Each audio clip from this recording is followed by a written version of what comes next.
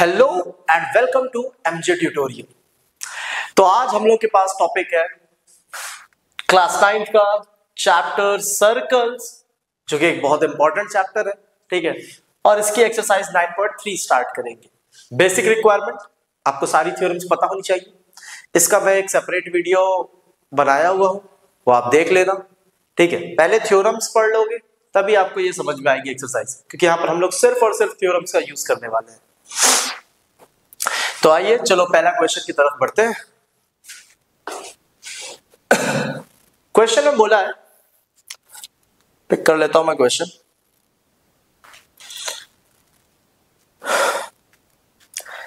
In figure 9.23, ABC are 3 points on a circle with center O. ABC 3 points है circle पर with center O, such that angle BOC दिया है 30 degree and angle AOB is given 60 degree. Also, if D is a point on the circle other than the arc ABC, तो जो ABC point की वजह से जो arc बन रही है, arc means part of circumference है ना, तो ABC आर्क के अलावा जो आर्क है, ये दूसरी आर्क ये हो जाएगी, तो उस पर है point D. Find angle ADC. We need to find this angle ADC. ये हमारा क्वेश्चन मार्क है। चलो देखो, तो सबसे पहले देखना, बात हो रही है कि जब भी कभी भी सेंटर वाला एंगल अगर हमें पता है, ठीक है, सेंटर पर जो एंगल बन रहा है और remaining part of the circle पर जो एंगल बन रहा है, अब एनसीईआरटी में बहुत इसी तरीके से लिखा है, सेंटर पर जो एंगल बन रहा है और remaining part of the circle से। तो ये बहुत लोग को समझ में आता नहीं है, तो उसको क्लियरली मैं समझा रहा हूं। देखो, सेंटर पर जो एंगल बन रहा है, ये एंगल, ये किस सेक्टर में है? AOC वाले सेक्टर में, इस सेक्टर में। और ये छोटा सेक्टर है तो उसको हम लोग कहेंगे माइनर सेक्टर। और जो सर्कल के सेंटर पर एंगल बन रहा है वो भी माइनर सेक्टर पर बन रहा है।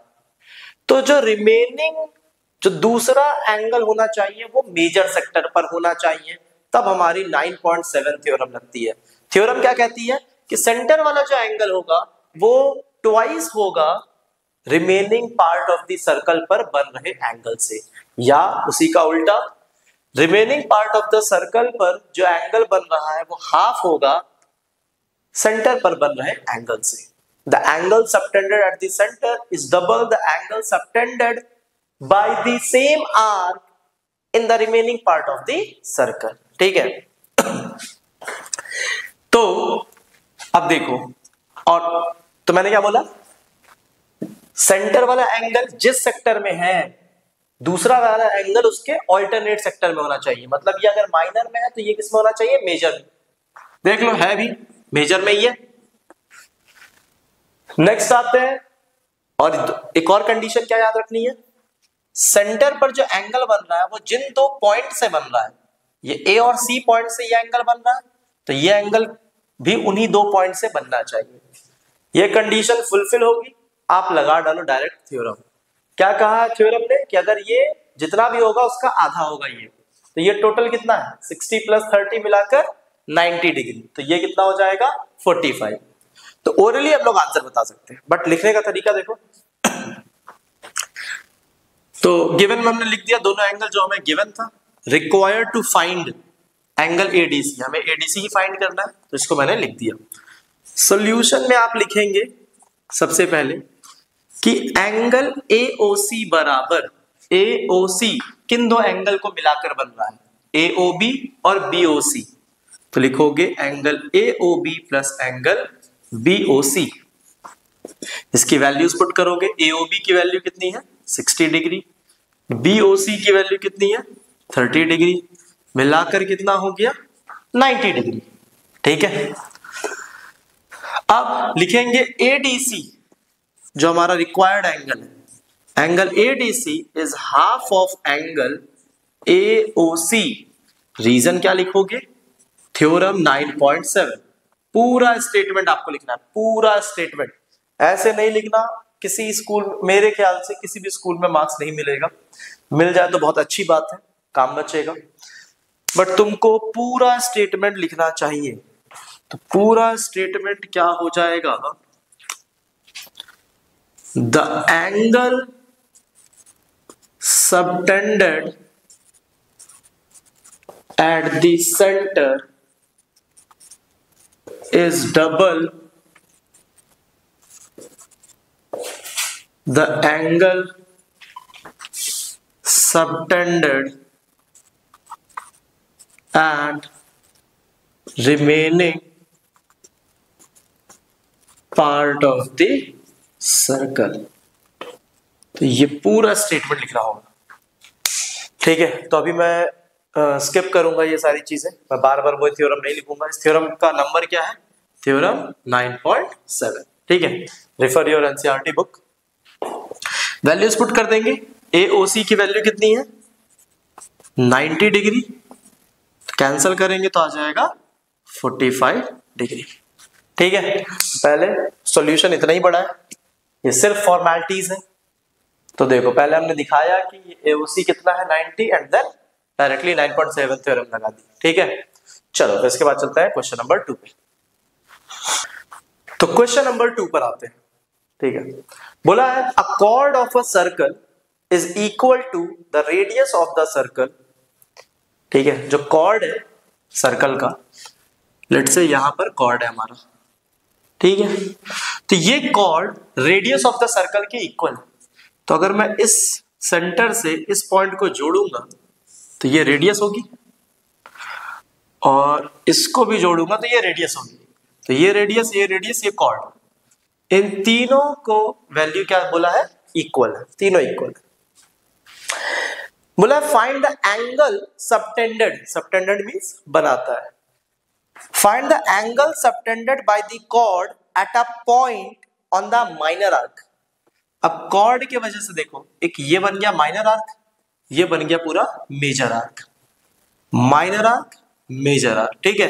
तो इस कॉर्ड की वजह से माइनर आर्क पर एक कोई भी एंगल जो बन रहा है, कहीं पर ही बना सकते हो, यहां यहां यहां कहीं पर ही, माइनर आर्क में लेकिन होना चाहिए।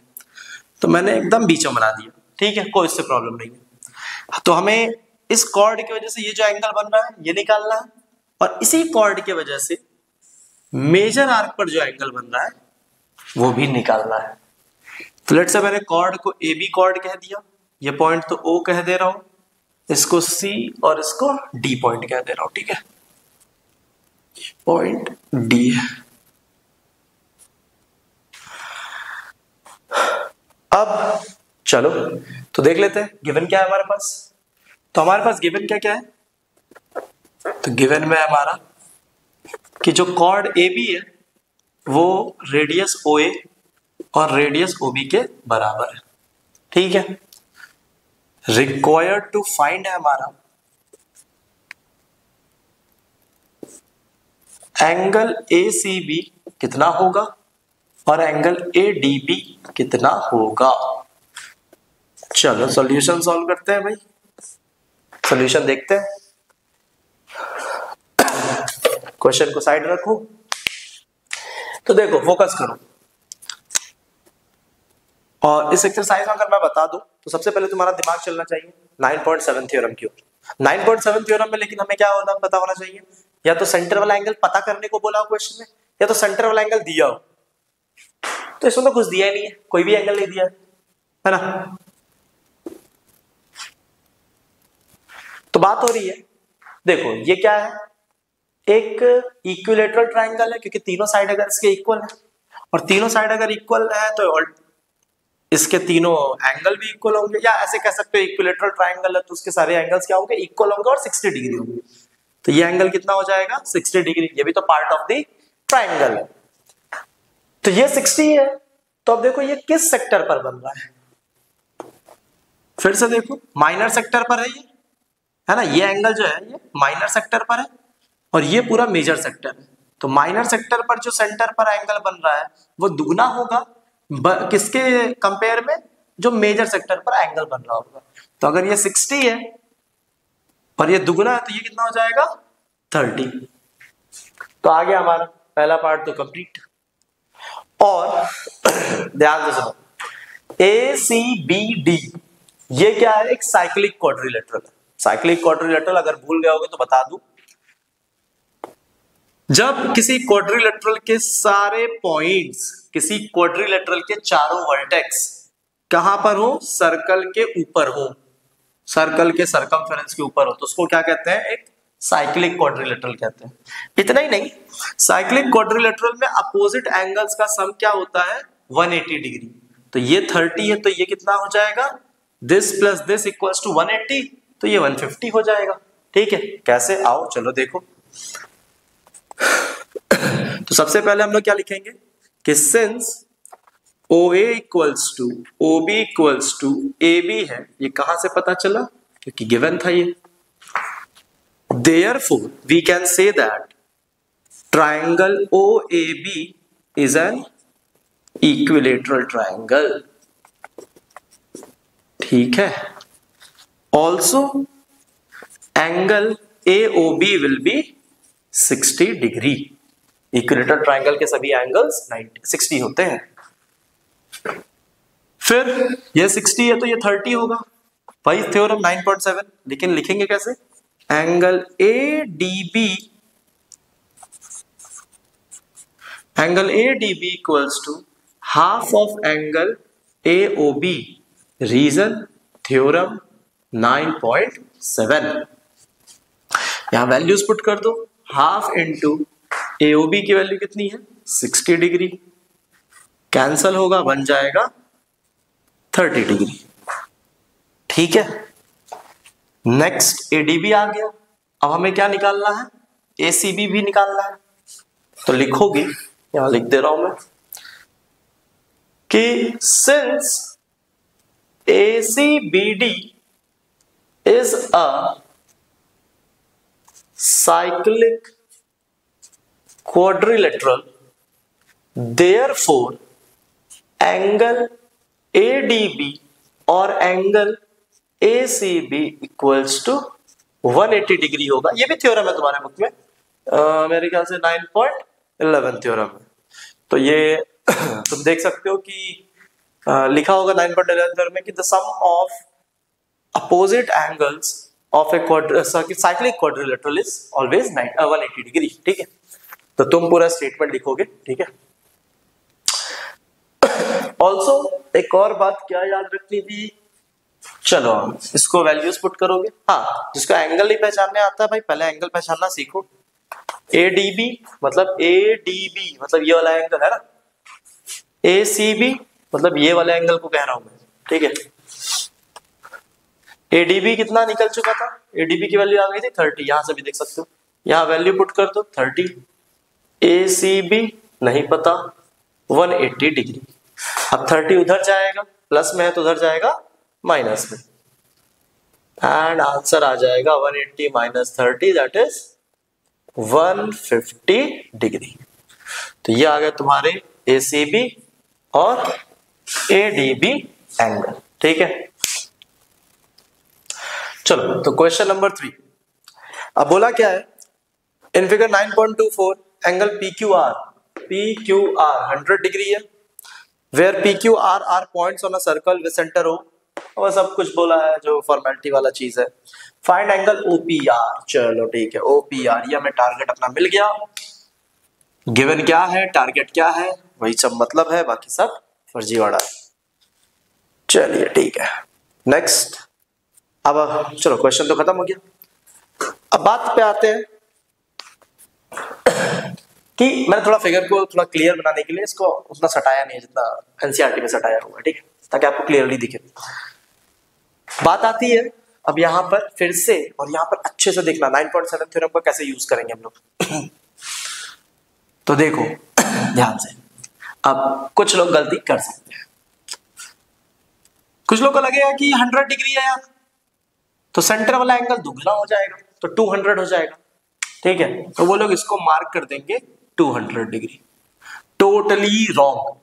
क्यों गलत है, क्योंकि आप देखो ना, ये जो सेंटर वाला एंगल है ये भी माइनर सेक्टर पर है, और ये 100 डिग्री जो है ये भी माइनर सेक्टर पर ही, तो दोनों सेम ही सेक्टर पर आ गए ना, सेम सेक्टर पर आ गए तो यहाँ पर वो कंडीशन फुलफिल नहीं हो रही है कि एक जो रिमेनिंग पार्ट वाला सर्कल है वो किसी दूसरे सेक्टर में होना चाहिए और जो सेंटर वाला एंगल है वो दुगने सेक्टर किसी दूसरे सेक्टर पर होने चाहिए। तो ये दोनों सेम सेक्टर पर आ जा रहे हैं। ऐसा होता क्या है, होना क्या चाहिए, एक जन माइनर पर होना चाहिए तो एक जन मेजर पर होना चाहिए। तो इसीलिए ये लॉजिक नहीं लगेगा। और थोड़ा सोच भी सकते हो, अगर ये अकेले 200 डिग्री हो गया तो ये पूरा ट्रायंगल, उसमें तीनों एंगल सब मिलाकर ये एंगल मिलाकर 180 होता है और ये अकेले 200 हो गया। कभी ऐसा हो सकता है क्या? नहीं हो सकता। ऐसा कॉमन सेंस भी लगाया करो, ठीक है। अब बात आती है तो फिर लगेगा क्या? कोई बात नहीं यार, जो हमारा सेंटर को छोड़कर जो रिमेनिंग पार्ट वाला सर्कल होता है वो किस सेक्टर पर है? माइनर सेक्टर पर। तो सेंटर वाला एंगल कहां पर होना चाहिए? मेजर सेक्टर पर। तो मेजर सेक्टर क्या है? ये है मेजर सेक्टर। तो इस पर सेंटर का एंगल कौन सा बन रहा है? ये बन रहा है यार। देखो दो ही तो सेंटर पर एंगल बन रहे हैं, एक या तो ये, एक या तो उसके पीछे वाला, ठीक है। तो ये तो मेन एंगल हो गया POR और ये हो जाएगा पीछे वाला रिफ्लेक्स ऑफ POR। क्यों? क्योंकि उसकी वैल्यू 180 से ज्यादा आ रही है ना, 200 आ रही है, 100 का दुगना 200। फिर से एक बार देख लो ध्यान से, ये 100 डिग्री है, माइनर सेक्टर पर है, तो ये किस पर, ये कितना होगा? 200 डिग्री, क्योंकि ये मेजर सेक्टर पर है। तो माइनर और मेजर वो कंडीशन फुलफिल हो रही है, तो ये एंगल हो जाएगा 200 डिग्री। अब अगर ये 200 है तो इसके पीछे वाला कितना होगा? तुम जानते हो पूरा मिलाकर 360 होना चाहिए। तो ये कितना हो जाएगा? 360 minus 200 that is 160 degree. Okay, अब ये एंगल पता चल गया, ये दोनों रेडियस है, तो ये दोनों इक्वल होंगे। अब तुमने पढ़ा हुआ है चैप्टर 7 में मेरे ख्याल से, आइसोसेलेस प्रॉपर्टी कि अगर दो साइड इक्वल होते हैं तो उसके अपोजिट वाले एंगल भी इक्वल होते हैं। तो इस ट्रायंगल के अंदर ये दो साइड इक्वल है, तो उसके अपोजिट में कौन सा एंगल है? ये, और इसके अपोजिट में कौन सा एंगल है? ये दोनों आपस में क्या होगा? इक्वल होगा, ठीक है। तो ये दोनों एंगल हो जाएंगे अपने equal. x angle sum property लगा देंगे कि तीनों का सम 180 होता है, तो ऑटोमेटिकली हमारा x एंगल आ जाएगा, ठीक है। चलो इसको लिखते हैं और जो भी चीजें डाउट रह गई है उसको यहां पर कवर कर लेते हैं। सॉल्यूशन में देखो, सबसे पहले हमने क्या दिखाया था? ये 100 है तो ये 200 होगा। अब जो भी एंगल की वैल्यू 180 से ज्यादा होती है उसको क्या कहता है? Reflex angle. तो इसको आप POR एंगल नहीं कहोगे, इसको POR ये अंदर वाला है जो छोटा है, ये 180 से ज्यादा है, उसको कहेंगे रिफ्लेक्स ऑफ POR। तो लिखूंगा मैं reflex of angle POR is twice of angle PQR। अरे कैसे भी लिख सकता हूं मैं। अभी तुम लोग बोल रहे हो कि मैं ऐसे लिखा करता था हाफ हाफ करके, तो अगर एक जन किसी का हाफ है तो दूसरा जन उसी का दुगना होगा ना, ठीक है। जैसे एक के पास 100 रुपए, एक के पास 200 रुपए, तो 100 रुपए वाला हाफ है 200 रुपए वाले का, और जो 200 रुपए वाला है वो तो 100 रुपए वाले का दुगना होगा ना। ऐसे मैं लिख सकता हूँ ना, जो सेंटर वाला एंगल है दैट इज एंगल POR, वो दुगना है PQR के। PQR ये वाला एंगल है। रीजन क्या देंगे? थ्योरम 9.7। वैल्यूज पुट करेंगे, एंगल PQR कितना है? 100 डिग्री, तो टोटल आ जाएगा 200 डिग्री। नेक्स्ट, ये 200 था तो ये हमने 160 निकाला था। कैसे निकाला था? लिख लेंगे कि एंगल POR किसी एंगल की वैल्यू निकालना है उसके रिफ्लेक्स की मदद से, तो कैसे निकाला जाता है? 360 degree minus reflex of angle POR।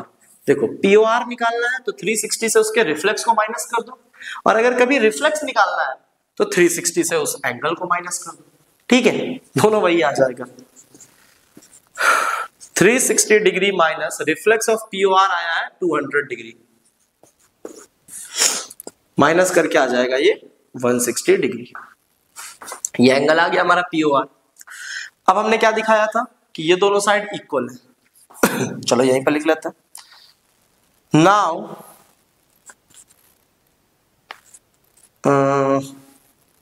यार छोड़ो ना, सिंस कौन कौन से थे side, OP equals to O R है, देयरफॉर अब ओपी के सामने कौन सा एंगल है, इसी ट्राइंगल के अंदर देखना रहता है, ऐसे नहीं पूरा देख लेना है, इसी ट्राइंगल के अंदर। ये एंगल का नाम क्या है, ओ आर पी। लिखेंगे O R P equals to, O R के सामने कौन सा एंगल है, ये एंगल, इसका नाम क्या है, ओपी आर। तो एंगल ओपी आर, ये दोनों इक्वल होगा और इसको हमने क्या मान लिया, एक्स, क्योंकि हमें पता नहीं है ना दोनों की वैल्यू क्या है, तो दोनों की वैल्यू अननोन है तो हमने क्या ले लिया, एक्स। कुछ भी ले सकते हो, कोई भी वेरिएबल। रीजन लिख दोगे क्या, आइसोसेलेस प्रॉपर्टी, आइसोसेलेस प्रॉपर्टी। ठीक है, नेक्स्ट आते हैं हम बात पे। अब हमें ये x और ये 160 है इस ट्राइंगल के अंदर, एंगल पीओआर, ट्राइंगल पीओआर के अंदर। तो लिखूंगा मैं इन ट्राइंगल पीओआर। अब हम लोग को ये x फाइंड करना है ना, तो हम लोग क्या लगाएंगे, एंगल सम प्रॉपर्टी।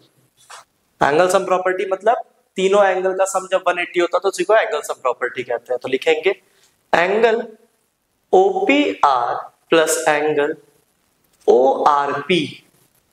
OPR मतलब ये वाला, ORP मतलब ये वाला एंगल, और तीसरा बच गया ये वाला POR। तीनों का सम मिलाकर 180 डिग्री। रीजन लिख दोगे angle sum property, short form use कर रहा हूं मैं, एंगल सम प्रॉपर्टी। लिख लेना full form, angle sum property. अब OPR की वैल्यू क्या है, x, इसकी ORP की भी x, देख सकते हो ना, प्लस POR की आ चुकी है हमारी 160 डिग्री। ये दोनों कांस्टेंट है तो एक साइड चले जाएंगे, और ये दोनों वेरिएबल है तो जुड़ेंगे, 1x मिलके 2x। ये 160 उधर जाएगा, प्लस में था तो बन जाएगा वहां -160। यहां जाएगा 20 डिग्री, 2 उधर जाएगा, अभी मल्टीप्लाई में तो उधर जाएगा तो डिवाइड में, तो 20/2 दैट इज कट वट के आ गया 10 डिग्री। ठीक है, तो ये x मतलब एंगल OPR आ गया 10 डिग्री। ठीक है, ऐसे लिखोगे पूरे फॉर्मेलिटी के साथ। Okay, note it down.